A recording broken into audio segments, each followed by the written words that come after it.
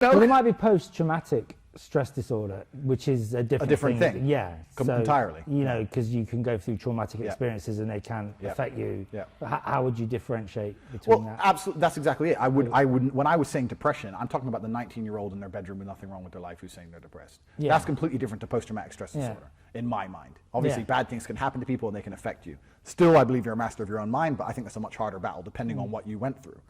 But it's really interesting you said that. I watched a TV show about a German girl who survived a plane crash in the 1970s in Peru. You seen it? Yeah. Well, I haven't seen the documentary. I know the one where she lived by the river. She followed the river. Yeah. So the plane blew up in the air or something. It crashed. When she was the only survivor, she woke up. She saw her decapitated mother next to her, still strapped in the seat. Everyone's dead. She starts walking through the jungle trying to eat. Ends up, because of her wounds, gets infection. Ends up sure she's going to die. Passes out in a clearing. Gets saved. Blah blah blah. And they were talking to her what happened once she'd been saved, and she obviously eventually made it back to Germany. Her family originally thought she was dead. And she said, well, what happened when you got back? And he said, well, my dad tried to sell a book, but no one bought it. So he told me I had to get a job because we needed work. We needed money.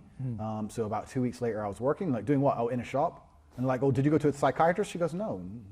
We didn't do that. No. Like, you know what I mean? So this is one of the most dramatic things you can possibly go through. And she just went to a store, got a job, and got over it. Obviously, she had her own personal battle, but she pushed forward, and now she's doing an interview at age 80 saying, yeah, well, you just have to get on with life. Yeah. So and people are going to tell me I'm wrong. I'm like, this is the evidence that it's possible. So it's crazy.